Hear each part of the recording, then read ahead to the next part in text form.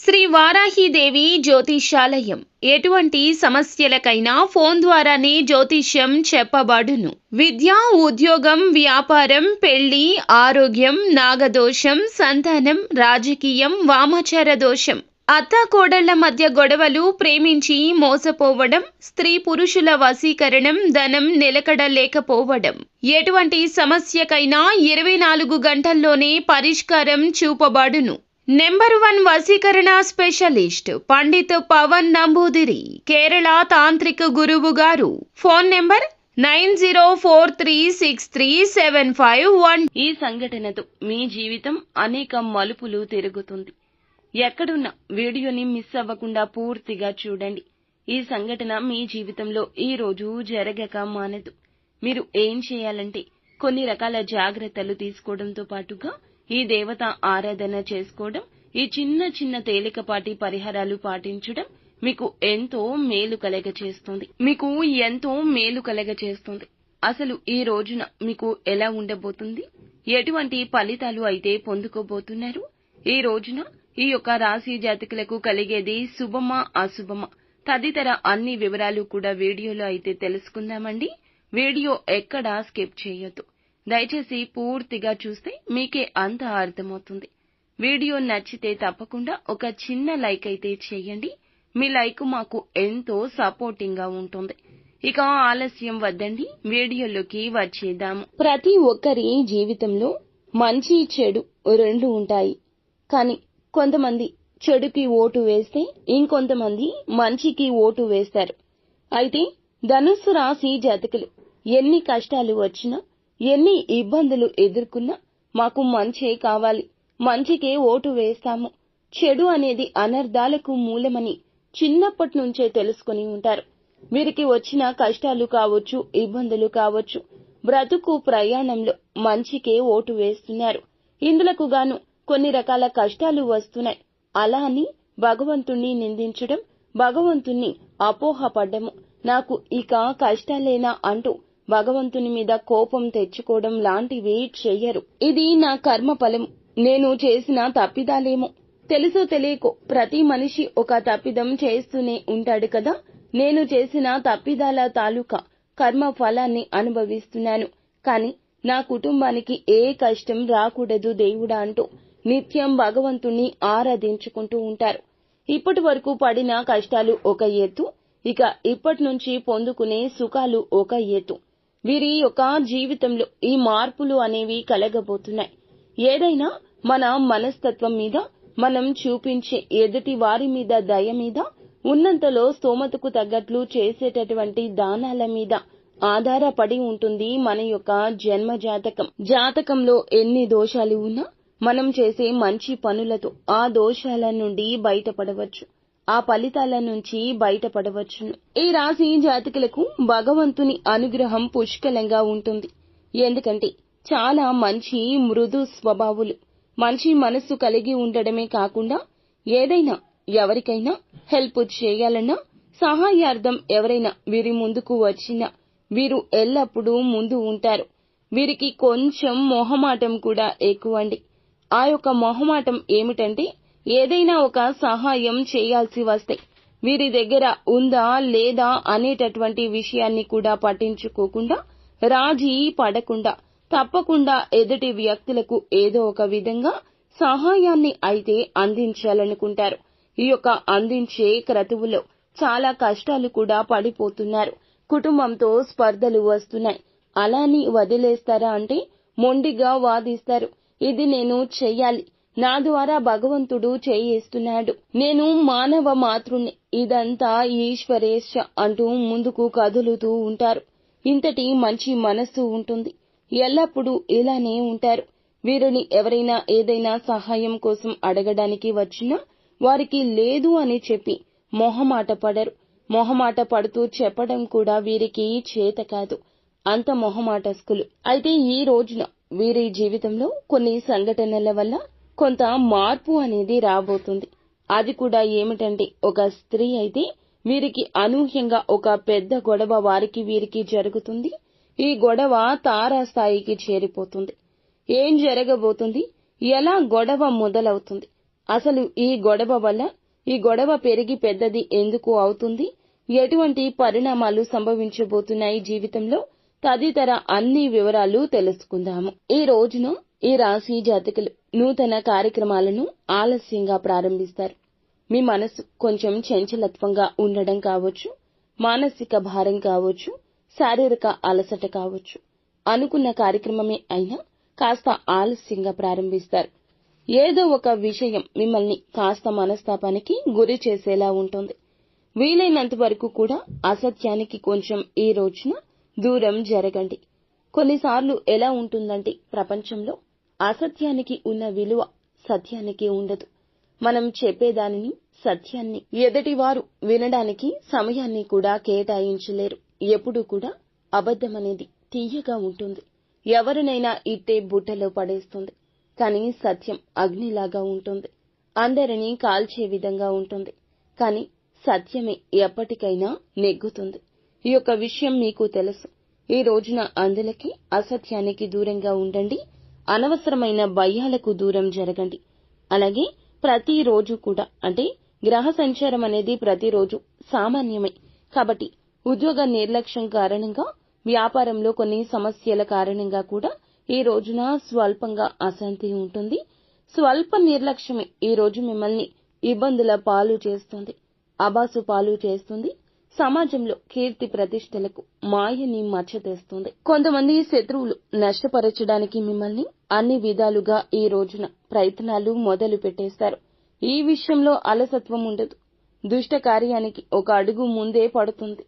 ఈ విషయంలో మీరు జాగ్రత్త పడండి. మీతో గొడవ పెట్టుకోవడానికి కొంతమంది రాబోతున్నారు ముందుకు.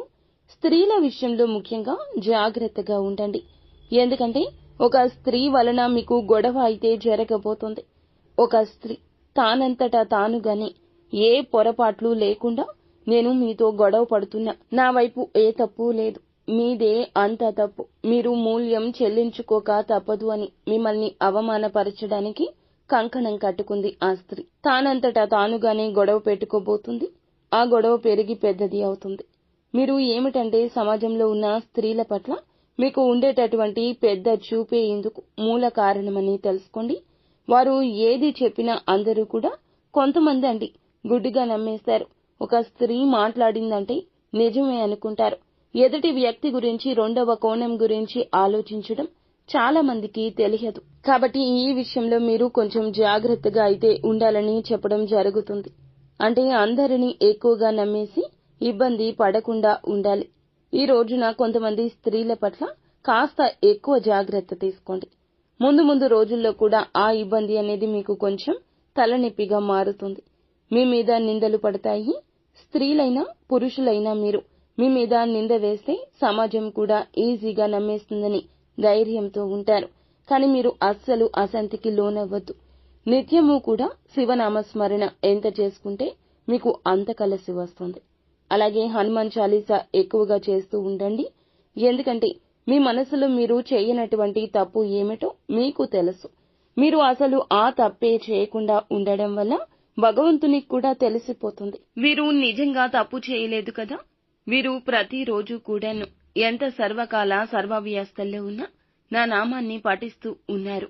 వీరిని నేను ఎందుకలా సమాజంలో చిన్న చూపు చూసేలా చేయాలి అని చెప్పి భగవంతునికి కూడా తెలిసిపోతోంది. కాబట్టి మనం చేసే పనికి మనకు న్యాయబద్ధంగా ఉంటుందా లేదా, ఎంతవరకు మనం న్యాయపరంగా ఉంటున్నామో అనే విషయాలు అన్నీ కూడా తప్పకుండా తెలుసుకోండి. మరి ఈ విధంగా మీరు మసులుకోవడం వల్ల జీవితంలో కూడా ముందు రోజుల్లో భగవంతుని యొక్క అనుగ్రహం మీకు చాలా పుష్కలంగా ఉంది. దైవ బలం అనేది మీకు ఎక్కువగా ఉందని చెప్పాలి. కాబట్టి మీరు కూడా జాగ్రత్తగా ఉండండి. మనం ఎంత జాగ్రత్తగా ఉన్నా కూడా ఏమిటంటే కొంతమంది మనల్ని పని కట్టుకుని మరి ఏదో ఒక విధంగా బాధ పెట్టాలని, ఇబ్బంది పెట్టాలని చూస్తూ ఉంటారు. కాబట్టి అటువంటి వ్యక్తులను కనిపెట్టండి. మీ యొక్క తెలివితేటలు ఇక్కడ చూపించండి. మీరు సమర్థవంతంగా, న్యాయబద్ధంగా పని జరిగేలా చూసుకోండి. ఈ రోజున ఇంకా ఏమిటంటే ఒక కొత్త వ్యక్తి పరిచయం కూడా ఈ రాశి జాతకులకు ఇబ్బందులు అనేవి కొంత ఎక్కువ కలిగించబోతున్నాయి. ఆ వ్యక్తి వృత్తి, ఉద్యోగ, వ్యాపార రీత్యా మీకు పరిచయమై ఉండొచ్చు. ఎంతవరకు ఉండాలో అంతవరకే ఉండండి. కొంచెం ప్రమాద గంటికలు ఎక్కువగానే వారి రీత్యా మోగబోతున్నాయి. ఖచ్చితంగా వారిని దూరంగా ఉంచే ప్రయత్నం చేయండి. వారిని మీ నుంచి దూరంగా జరిపేయండి. అలా నూతనంగా పరిచయమైన ప్రతి ఒక్కరిని అనుమానించాలి అని ఉద్దేశ్యం కాదండి. ఎవరితో అయినా సన్నిహితంగా మెలగాలి అనుకుంటే ఈ రోజు మీరు ఖచ్చితంగా పాతగా పరిచయమైన బంధుమిత్రులు వారితోనే సన్నిహితంగా ఉండండి. నూతనంగా పరిచయం అవుతారు కదా, కొంచెం గమనిస్తూ వారి మీద కన్నేసి ఉంచండి. ఈ రోజున ఏది కూడా నమ్మి ఎవరితో నూతన వ్యక్తులతో షేర్ చేసుకోవద్దు. పర్సనల్ విషయాలు కూడా షేర్ చేసుకోవద్దు. ఇలా చెప్తే చాలా వరకు ఇబ్బందులే వస్తాయి. అనుకున్నది జరగకపోగా మిమ్మల్ని వారు అంధకారంలోకి నెట్టివేసేందుకు ఎన్నో రకాల కుటిల కుయుక్తులు పన్నుతారు. ఈ రోజు నూతనంగా పరిచయమైన వారు ఆడవారు అయినా మగవారు అయినా జాగ్రత్తగా ఉండండి.